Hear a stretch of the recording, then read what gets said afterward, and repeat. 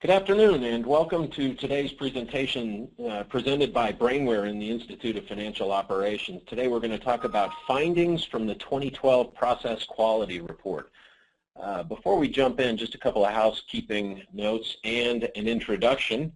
My name is Charlie Kaplan. I run the marketing organization for Brainware, the sponsor of today's presentation, and I'm joined by my colleague Brian Rosenberg, who is the CEO of RPI Consultants. Brian's got nearly 20 years of experience with ERP software, software implementations, business process design, in and around accounts payable and shared service centers, and so he brings a wealth of experience to this, and he'll be co-presenting with me today. So a little bit about the study before we start talking about the demographics and the findings. This was a study that was conducted by the Institute of Financial Operations in March of this year. It was done by the IFO. Brian, did a large chunk of the analysis behind the report, and as I mentioned up front, it was sponsored by Brainware. The audience is the membership and the prospect base of the Institute of Financial Operations, and so maybe many of you, in fact, did participate in this survey, and if you did, I appreciate that. We had a very good response. We had 230 respondents complete the full survey itself, and so I think the results that we'll share with you today are quite meaningful and insightful based on the responses that we received. You are able, if you are an IFO member, you can go to the IFO website in the Resource Center, and you can actually download a copy of this report. It just went up live today, I believe. Or you're also welcome to download one free of charge from the Brainware website, and you can go there at any point and download that as well.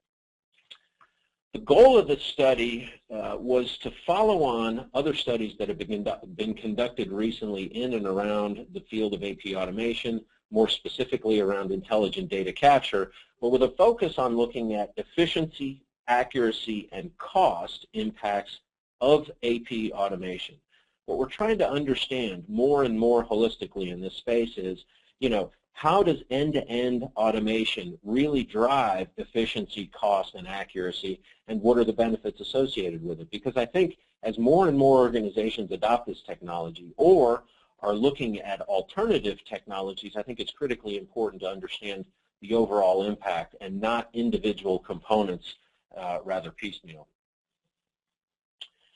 So let's just start, I think it's important to sort of define, because AP automation in and of itself is a fairly broad spectrum of topic. We get a lot of questions. I know we do at Brainware, and I know as an industry organization, IFO members ask these questions. What's real, perhaps what's trendy, or sort of, what marketing collateral is out there really talking up the newest, hottest thing that may or may not be real, and what's really important and why. Where are the business value drivers, and how does efficiency, accuracy, and cost, fit into the equation? So let me start with a couple of, definitions around AP automation just to sort of set the stage. And I've broken this down into sort of 5 general categories. We'll talk a little bit about document imaging, and this usually falls into one of 2 categories in most organizations, right? Front-end scanning and imaging or back-end scanning and imaging. Front-end, obviously, is a critical component of an automated process, be it for paper or electronic documents. That conversion right up front in the process is critical to everything that happens downstream in terms of collecting and passing data. Many organizations, though, use back-end scanning for archive. And so, it's interesting to note and potentially, where you are and where you want to go relative to imaging. And we've got some statistics on that in just a couple of slides. Approval workflows speak to, the technology that enables routing and exception handling through an organization in accounts payable, for example, for, managing documents that need some type of an electronic signature or an approval and the resulting, audit trail. EDI is familiar to most large organizations anyway, and EDI, or electronic data interchange, is mature technology that is very, very effective for high volume buyer and supplier transactions. And so, many organizations have used EDI and EDI formats for passing both buyer and supplier data. But what we find is while it's very effective for high volume transactions, it becomes, in many cases, cost prohibitive to set up and maintain for low volume or dynamic types of transactions, just because it requires, IT setup on both sides. P cards are always interesting to talk about, and so we've got some statistics on purchasing cards. And then dynamic discounting, we asked a couple of questions about. This is really not a survey about dynamic discounting, but dynamic discounting is an interesting set of technologies that really allow for changes in business conditions and payment terms that can be set up in a very dynamic manner. And so with all of the front-end AP automation, I think dynamic discounting becomes more and more of a reality for many organizations. What we're going to talk about a little bit more, and really the focal point of this particular survey when it comes to comparison and trends, is around data capture, and more specifically around what we call intelligent data capture. The reason why this is interesting is I think the industry has really undergone some significant changes over the past 10 years, and particularly aggressive changes in the last 5 years, very aggressive, accelerated change in the industry, and we see that through case studies in the industry as well. I think the technology is largely becoming recognized as a single solution that can automate both paper and electronic transactions in accounts payable and other areas, which is important for many organizations that are struggling for an overall automation strategy. You'll hear us refer in the survey and through some of the questions to what we think of as traditional or maybe even first-generation data capture solutions, really designed to be template-based or rules-based, based on fixed positions on documents or forms, which work fine if the nature of the form does not change. For more complex transactions like financial documents, invoices, orders, remittances, and the like, the technology has gone through second generation, even into third generation transformation that allows it to really work without requiring templates, keywords, setups, anchors, all these IT-centric approaches that really take it out of the hands of the business and rely very heavily on IT setup to handle a complex and changing set of dynamics in most AP operations. And so with third generation, or what we call intelligent data capture, I think we've broken the limits that have traditionally existed with more structured types of forms processing, and that's why I think it's interesting to see some of the benefits that have accrued to companies that are using it. When you look at where an intelligent data capture platform sits, and just to give it some context, typically sits between an input channel. You think of OCR and data capture technology as being fed by scanners, which is often the case, paper documents being scanned to an electronic content, but it increasingly includes things like email, fax, and other input channels covering myriad document types beyond accounts payable.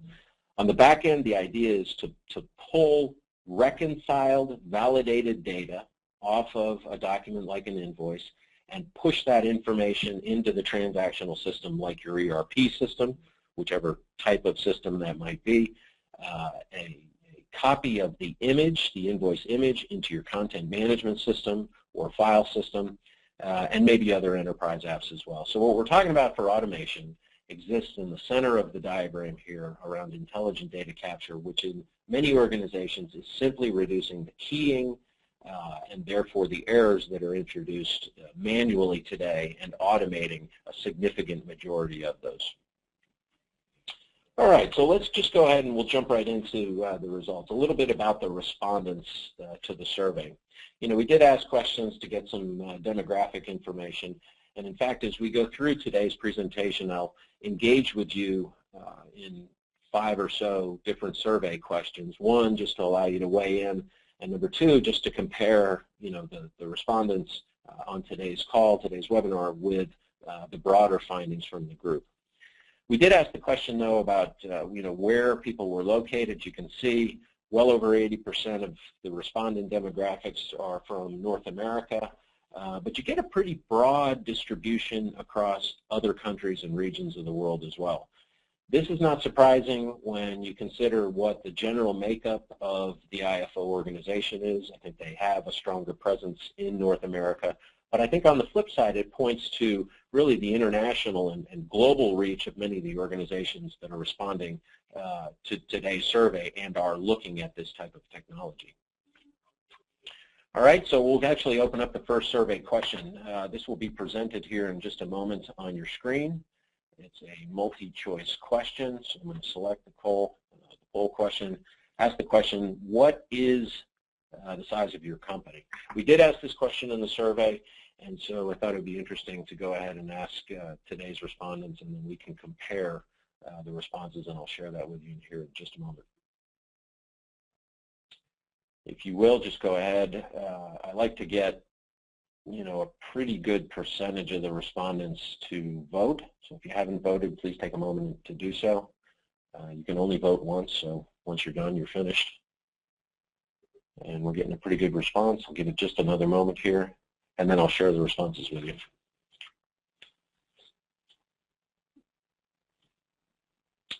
Great. Okay. I'm going to go ahead and close the poll. And I'm going to share the results with you. And so what you'll see is a pretty equal distribution across all of the 5 categories. So from companies that are less than 100 million to what I think of as larger companies that are more than 5 billion in revenue, there's a pretty equal distribution across all of them. It's interesting. When we asked the question in the survey, we actually had one additional category, which was for companies that were greater than 10 billion.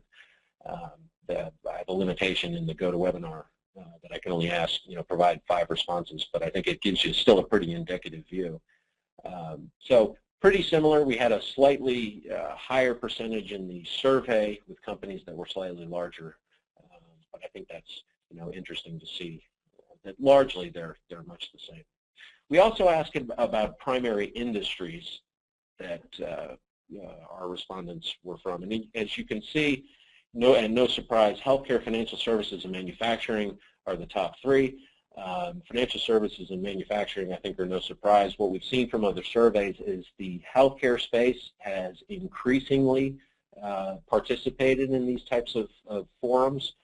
When you look down to the largest category, which is other, that includes a number of different sectors such as hospitality, education, technology, energy, and consulting. But again, you see a pretty broad distribution across the different industries that participated. And I think that's important because you get a very broad view of AP operations. The next question we asked was about where or how invoices are entered. And this is interesting because we're always sort of looking at trends in centralization versus outsourcing. Clearly, the largest respondent group came from those organizations that are centralized their AP, done internally, and likely in one or more shared service centers. This is generally considered a norm or a best practice for AP operations. Many organizations either continue to do it in a decentralized fashion or may, in fact, kind of do a split between centralized and decentralized. So not surprising, 25% of companies do it in a decentralized location. And then if you look at outsourced, both between international outsourcing and domestic outsourcing, that's about 7.5%. We have no indication that this is increasing. And in fact, as technology, automation for accounts payable, continues to mature, what we're seeing is more organizations favoring to bring functions like accounts payable back in-house simply because of the ability to have visibility into payment obligations and the data, and control over the data, the process, and the decision making in-house. So not a surprise there either. All right, the next question that we asked was around how many people do you have in AP-related functions? And so what I'll do here is go ahead and open up this poll function. And you should now see it. Again, there are 5 categories. So this is the number, how many people do you have in AP-related functions in your organization? And if you have the question about whether that means in one location or multiple locations, I think it's fair to answer it for, your entire organization, if you know.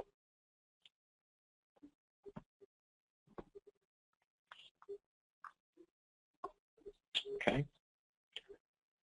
So we'll wait just another moment here. If you haven't voted, take a moment just to hit the button. And I'll close the poll and share the results. Okay. So we see in this case, again, you have sort of a bimodal distribution here, but with most of you responding with 20 or more people, 36% saying 20 or more people in AP-related functions, another 11% with greater than 16 and on down. But clear representation, nearly a quarter of organizations with 1 to 5 in the AP function.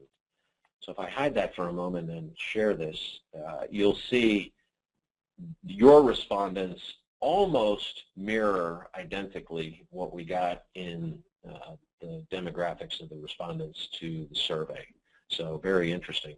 What we did, though, is we went one step further and actually looked at annual revenue for organizations with 20 or more AP staff. So breaking down, that larger category.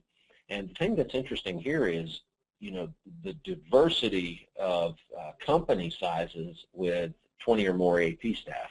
Interesting to note, 26% of companies that are less than $1 billion have 20 or more AP staff, and some 6% of companies that are less than $100 billion have 20 or more AP staff. So very wide variety of companies represented, and presumably a wide variety of companies in terms of their maturation around the use of AP technology. Let's ask another question here about the volume of invoices. How many invoices do you process on a monthly basis? So I'm going to open that up for you. It's a new poll question, and it ranges from fewer than 10,000 invoices a month to greater than 100,000 invoices a month. So I'll give you a moment if you know the daily or annual volume. I'll give you a moment just to multiply or divide, as the case may be. And if you could provide the response, then I'll share it with you here in just a moment.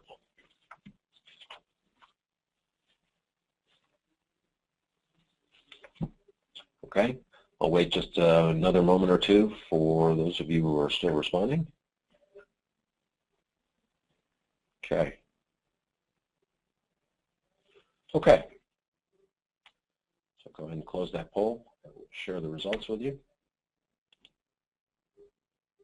Now this is interesting. 42% less than 10,000 invoices a month. And you'll see here, as I then go through, as I hide that and I move to the next slide of the presentation, well, a little bit different, slightly more than what we saw here. So if you look at less than 10,000 a month, which is the first two categories on the slide here, that's right at around 27, 28%, as compared with, I think, 42% in terms of the respondent poll. What we saw with greater than 100,000 invoices a month, so presumably larger, or in fact very large organizations, about 25% of the respondents to the survey, and in terms of you all on the phone, about 14%. So I'll ask another question here, and then we'll get on to the next one. So the next question then, which I think will be interesting to compare, is what technologies are you using for invoice processing? So I'm going to launch this poll, and if you would, pick those technologies that you're using today, including document imaging. I provided two responses there, and if you know which it is, or if you're using both, please respond as such. But template-based data capture, so as I described up front, this is sort of traditional data capture, forms-based data capture, versus intelligent data capture. And if you're not sure, just pick one, and and we'll count the response. EDI and approval workflows also. And then we'll share the broader survey response with you as well, which is rather interesting. Okay, we'll give it just another moment. This is great. Good set of responses. Okay, very good. I'm going to close that. I'll share the response with you.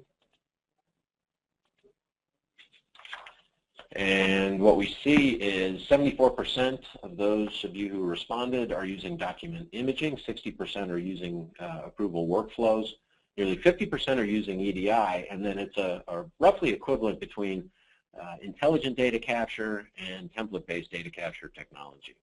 So very interesting. The thing that you'll see here, when I hide that and we go back to the presentation, is a very similar set of results. Document imaging and approval workflows, clearly, the prevalent technologies. In the survey response, we had 64.6% of respondent organizations are using imaging. That's pretty prevalent technology for, in today's world, almost considered mature or standard technology, if you will. With workflow, we received about 54.9%. That's actually a big jump from a similar survey that we did last year, in which respondents came back with about 39% of them using approval workflows. So that's also very interesting to see.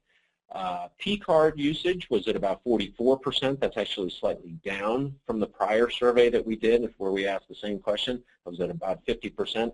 And that may, in fact, have to do with other technologies supplanting some of the P-card usage, or there's been some controversy, or in some organizations, some pushback around the fees that are associated, with vendors that are initiated towards vendors for use of P-cards. We asked about template-based data capture and intelligent data capture, and in the survey respondents, we had about a 2-to-1, about 30%. About a little over 20% using IDC and a little over 10% using template-based data capture. The interesting thing is when you go a little bit further with that question, for organizations that were greater than $1 billion in revenue, 42.7% use capture technology, with 32% using intelligent data capture. This is consistent with other surveys that we've done in the past as well, which tend to suggest that larger organizations have been the earlier adopters of intelligent data capture technology, just as they have been with other automation techniques as well.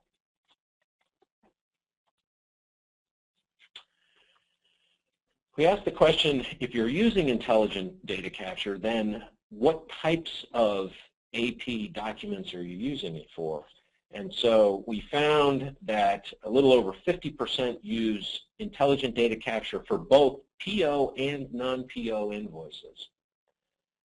Another nearly 30% use it for PO invoices only. About 15% use it for non-PO invoices only. And then about 4% use it for statements. Now, if you look overall, it suggests that for intelligent data capture, about 80% are using it for PO invoices, about 70% are using it for non-PO invoices.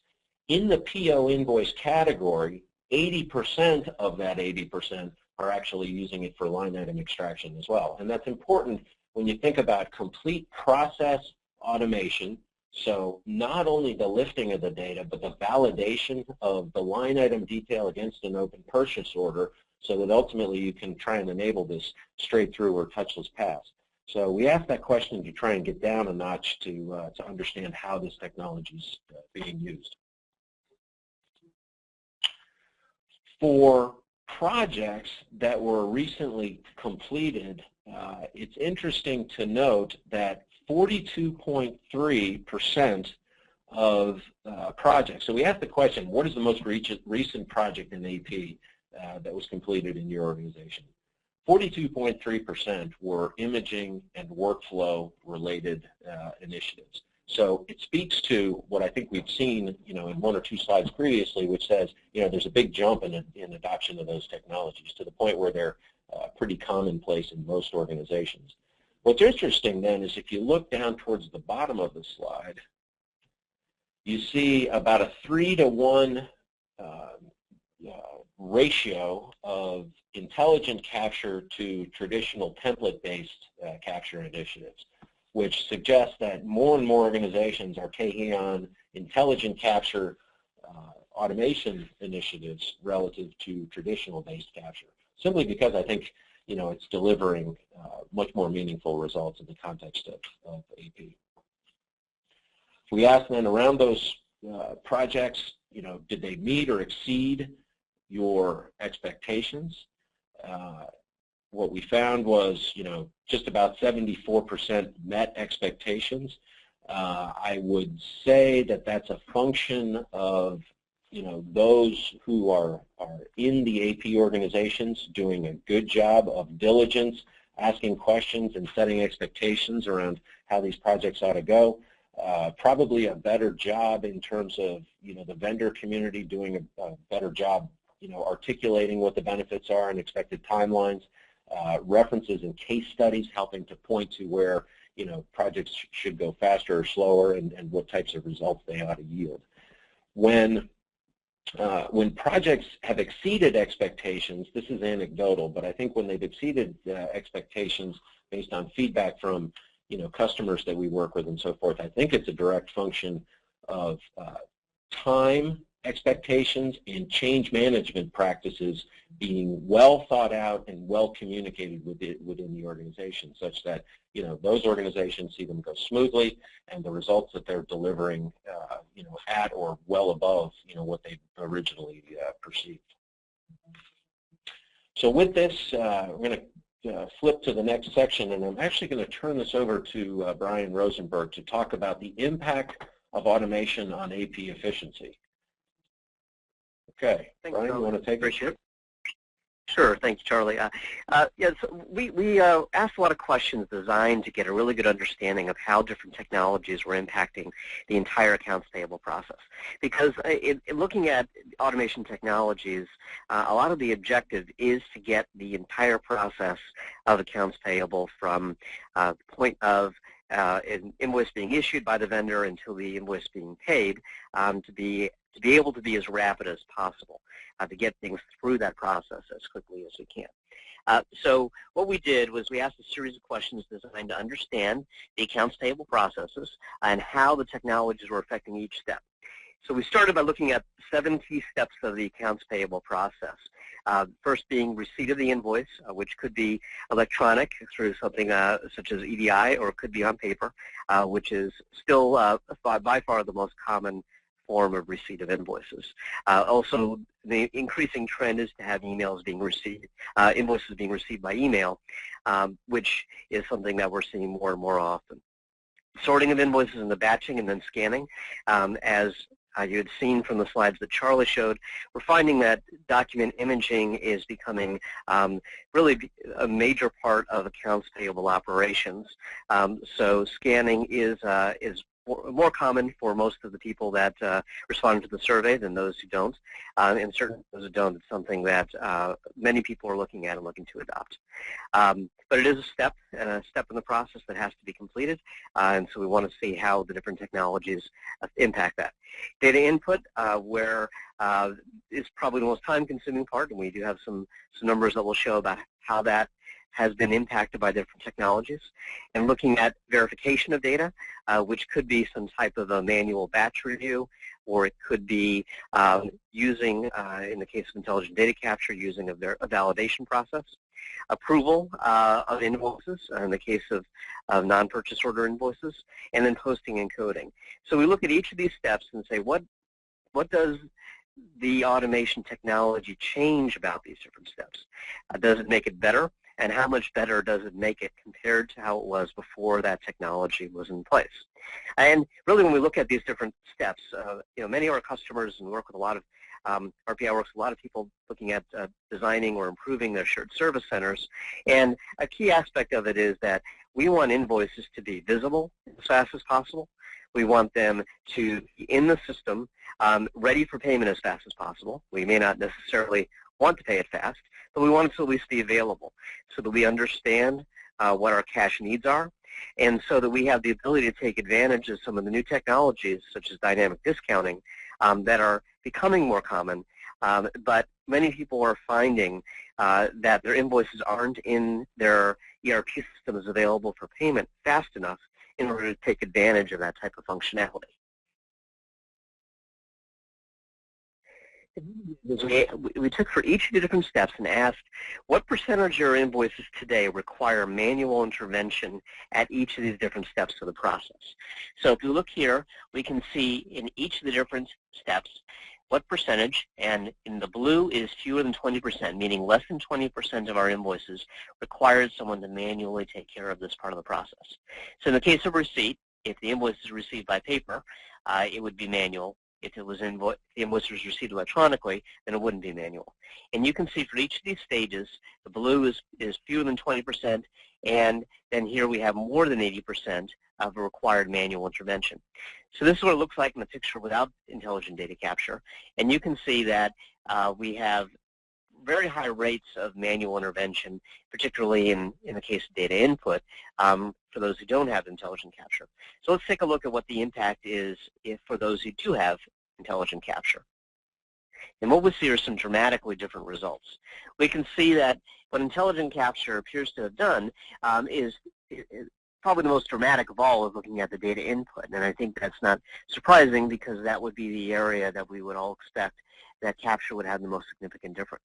But we can see that the result has been that very few organizations have more than 80% of their invoices being manually require manual intervention, and much more of them have less than 20% of their invoices requiring any form of manual intervention. But we also see that it has an impact on all aspects of the process because once an invoice is able to be treated electronically and get into the system, we're able to take advantage of that throughout the entire process. And it's a little easier to see if we put these side by side, and we can see how significant of a difference it is. So in the case of data input, we see that the fewer than 20% has gone from less than 20% of organizations to about 25% of organizations that require less than 20% of their invoices to be manually input. And we can see that the number that over 80% has also decreased dramatically, down to about 12% of all organizations. And you can see also that all aspects of the process are improved in a similar manner. Now, let's take another question here. We looked at the common tasks that accounts payable departments perform. And we have sorting of mail, we have scanning, invoice entry, batch validation, invoice approval, producing checks, matching checks to invoices for those organizations that do that, and then filing of invoices. And asked, what percentage of your time do you spend on each of these functions to find out what is taking up people's time in accounts payable today? And we look at this for those, this is the overall audience. We find that if you look at the brown at the end, that's the function that has more than 80% of the staff time is involved in that one particular function. So not surprisingly, invoice entry is by far the largest, where we see that about 15% of organizations have more than 80% of their staff time being spent doing data entry. And we also see that fewer than 20% is a very small percentage. Only a little over 20% of organizations have less than 20% of their time being spent on invoice entry. We look in other areas and we see that each of them also has a percentage that where more than 80% of their staff time is going into that one particular function. Now when we look at that in reference to intelligent data capture, some very dramatically different results. In this case, there are no organizations that respond to the survey that say that they spend more than 80% of their time doing invoice entry. So what does this mean? This means that staff is freed up and able to spend time providing more value-added activities, provide better service, and potentially also there's the opportunity for an organization to get by with less accounts payable resources. And you can see that impact also is in many other areas. And again, a little easier to look at if we compare these slides side by side, but we see that not only has invoice entry been reduced, but also batch review and validation, which makes sense because review and validation is something that data capture enables, and so we don't have to do a manual review process. We can see that scanning time has been reduced, and you may ask, why would it reduce scanning time? And the reason for that is that intelligent data capture allows you to be able to identify invoices intelligently and divide them up into the appropriate categories. So you may not necessarily have to go through the process of manually dividing up your invoices by PO and non-PO or by vendor if that's the way you do it. Instead, you can allow the software to divide the invoices and deposit them in the appropriate work queues so that you don't have to. And that's why it has an impact on that scanning time. So we see that, again, it has an impact on all aspects of the process. We find that in general, those with intelligent data capture are not as absorbed in any of these manual tasks. Then we look at approval to entry. How long does it take from an invoice being approved until it's entered, and then how long from it's entered until it's paid. And for those of you who are considering appropriate metrics to your organization, these are all good things to look at. You want to measure your entire procure-to-pay process, and this is just 4 aspects of that. Always good to be able to understand what is your average time that an invoice takes to travel through each of these different stages. So looking at this, we asked the question, for each of these 4 stages, how has your processing time changed in the past year? Has it gotten better or worse? And so you can see here the results of those who answered in each of the different categories. Is it a faster process, slightly faster, slightly slower, or much slower than it was a year ago? And we can see that we have about 20% indicated much faster processing times in each of these areas as a part of different initiatives that they've been working on. And then when we compare that to those who have implemented intelligent capture, we get, again, very significantly different results. And for those who implemented intelligent capture, we're seeing more than 40% indicated a faster, much faster time from approval to entry. And we'll see increases all across the board, but primarily that approval to entry and then entry to payment are significantly improved. Again, if you look at those side by side, it's dramatic of a difference that it makes. You also will notice that when you look at it, the results of the approval to entry, that nobody who had intelligent data capture reported any slower results. So we're seeing throughout all these, I think they tell a common story. The data capture is having an impact on how accounts payable departments operate and how efficiently they operate. When you look at the objectives and benefits out of that, once an invoice is in our ERP system, we're able to track it. We're able to understand how much money we have outstanding and be able to make more intelligent decisions as a result in managing our business. And it makes accounts payable look better when all that information is available. And ultimately, at the end, it comes down to being able to pay faster, should we choose to do so. That's not necessarily something that you want to do. It depends on each organization's cash strategy. But if we don't pay faster, then we want to be in a position where we can take advantage of discounts when we want to, whether that be prompt payment discounts or dynamic discounts, and overall be able to that cash position. I think that that's a big part of how accounts payable departments have been changing over the last several years. As they become more automated, accounts payable leaders are becoming a part of the decision-making process as to the best way to manage your cash. And automation is a big part of making that happen. Back to you, Charlie. Okay, very good. Thank you, Brian. So this next session of the report looked at the impact of automation on AP accuracy. And as a proxy for that, we'll actually open up, I think this is the last poll question for those of you in the audience, asking, does your company use an audit recovery firm to recover overpayments? And so we asked this question of the survey respondents, and we'll ask it of you. It's a yes, on a regular basis, no, or occasionally. And I'll leave that up to you to determine, how that fits in your organization. So I'll give it just another moment here, and then I'll share those results with you. Okay, very good. Here we go. So what you see is, clearly a majority, 60%, 61% said no, and 25% said yes on a regular basis, and 15% said occasionally. Now, if I compare those with the respondents from the survey, We had about 48% said no, so slightly lower percentage. 28% said yes on a regular basis, and the balance, 24.5%, said occasionally. The point of this is, errors can be costly to any organization. They take time to identify, they take time to correct.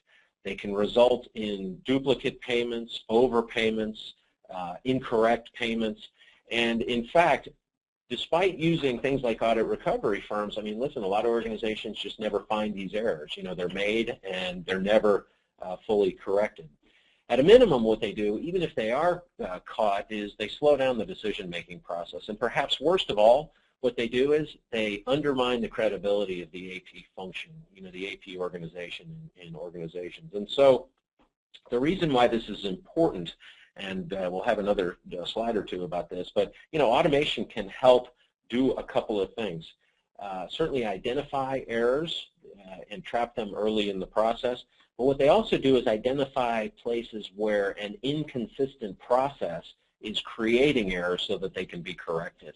And so I think what you'll see in the next couple of slides here, after we get past this next one, are what the benefits in terms of errors are when you do take on automation. We asked about recovery audit fees, though. What does it cost? What are organizations paying when they do engage with a recovery audit fee? What does it typically cost? 68.2% said it's less than 15%. So of the recovered funds that were paid in fees, and then you can see the remainder.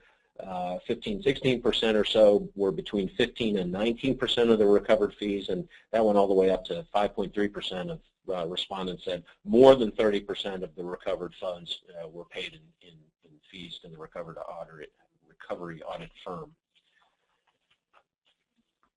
We then said, looked at it differently to say, what is the percentage of spend recovered in an audit? And, this is really where I think you can begin to see the magnitude of funds that are at risk here, the huge potential that can be drawn if you're having to engage with audit recovery firms.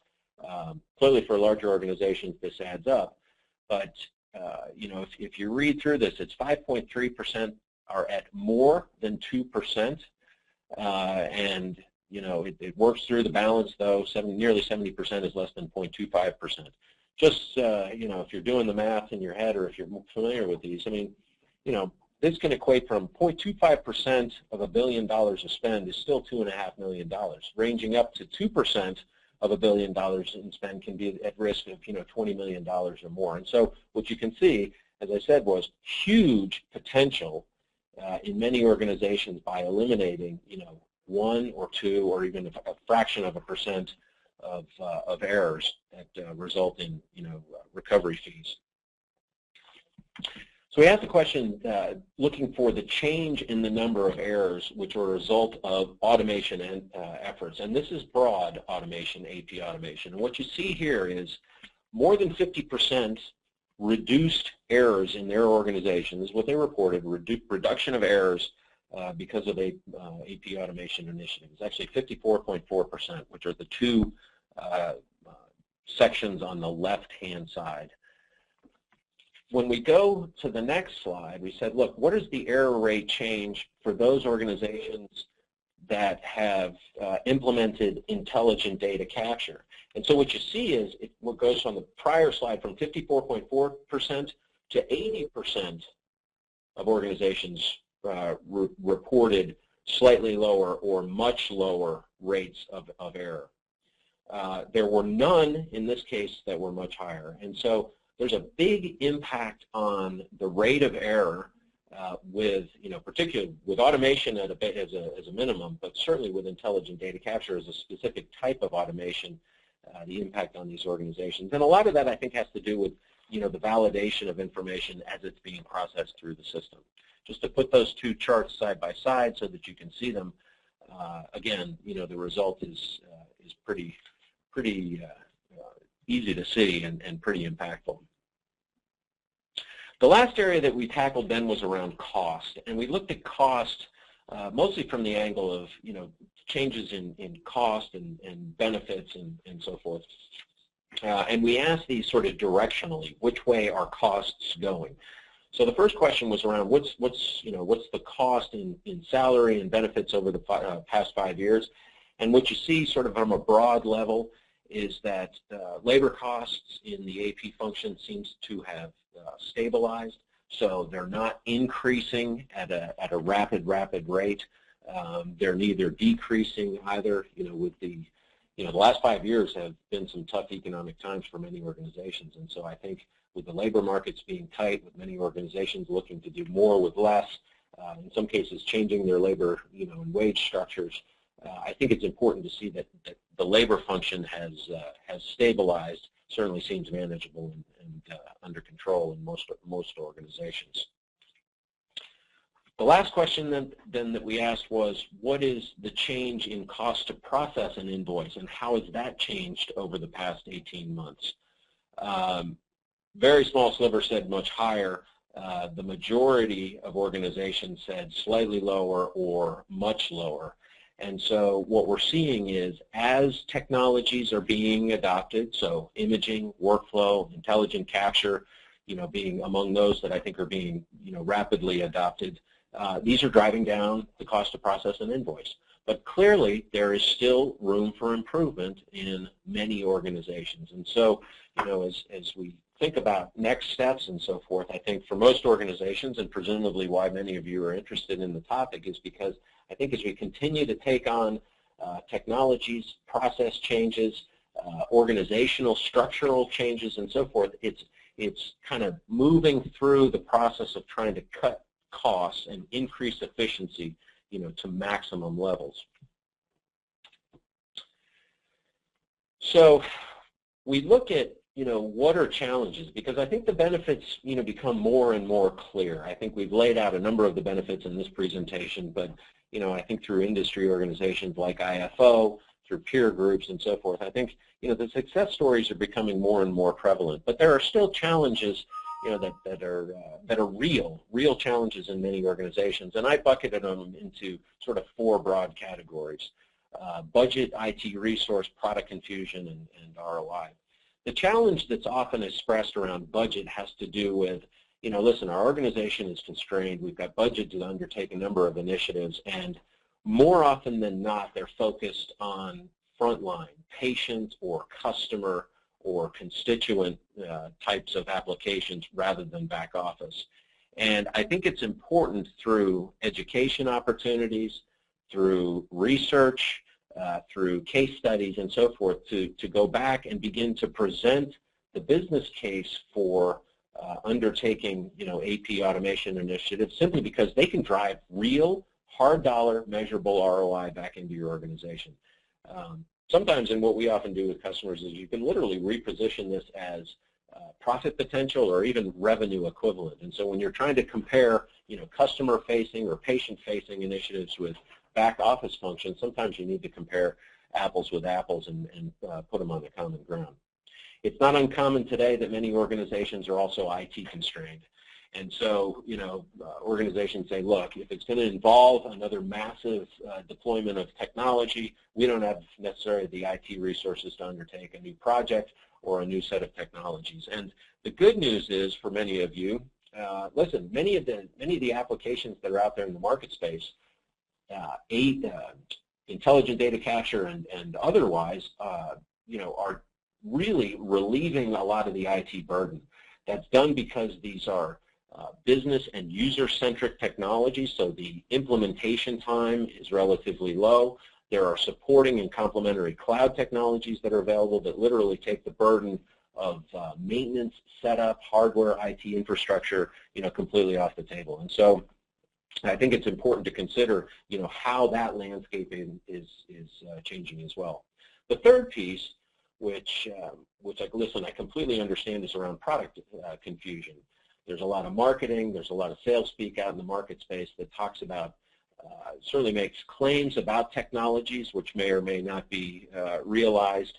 But I think it's also difficult to understand where the technologies fit in a broad technology portfolio. The ways to get through and around that are simply to use resources like the Institute of Financial Operations, which is a fantastic resource for product and technology research and understanding. But then I think when it comes right down to it, and you're actually in the final stages of an evaluation and you understand your vendors, it's important to have them show you what they can do. Do real-world demonstrations that prove out how their technology will perform under your circumstances so that you can see that it really works. That way you cut out the smoke and the mirrors that often get involved in many sales and technology demonstrations. And then finally, ROI, return on investment, is critical. And I think ROI in combination with what we call TCO, or the total cost of ownership, is critical, and both are important to understanding, really what are the hard costs and what are the hard dollar measurable returns that are going to be achieved from this. And so I think in terms of addressing the challenge of how to build a business case, listen, there are a lot of resources. Hopefully what we've provided today are some metrics that you can use to say, listen, if we understand what our cost structure is today and we understand what other organizations are doing, those particularly that are doing very well, we can say, if we can get from where we are to where we think we're going, I mean, we can put out real hard metrics around what that would, the value that would be created in the organization. And I know both Brainware, and I'll speak on behalf of Brian, RPI Consultants, are certainly willing to help in this process as well. So as we begin to wrap up, I just want to give Brian an opportunity to make any final remarks. We'll then try and take a couple of questions before we wrap up for the afternoon. So Brian, if you want to say a few closing comments, I'll give you the floor. Sure. Here. Actually, I was speaking to a customer who was a shared service director recently about automation and some upcoming automation projects, and they made a comment to me that they had a significant backlog, and they said, we're measuring this, the unentered invoices, and we know this needs to be better, and at the time it was 16 days, and they asked me, what should be the number, what should be the goal? How many days it takes from when an invoice gets received until it gets entered into our ERP system. Should it be 7 days? Should it be 5 days? And I told them, no, it should be 0 days.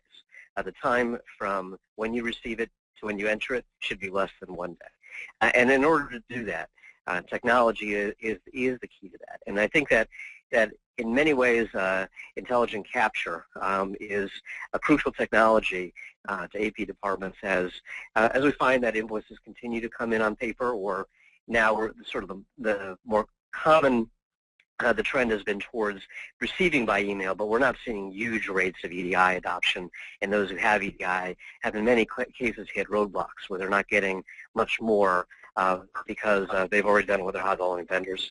So I think that as you're looking at this, what your accounts payable operation looks like today, what your goals should be, I think there's a lot of information that can be given to your leadership about the value of data capture, not only from the standpoint of saving some time in accounts payable, but from getting information into the system faster, having better visibility, more accurate financial statements, and reduced errors. And that was a part of what we were looking at as well in the study is the impact of making less errors in accounts payable, because errors can be very costly.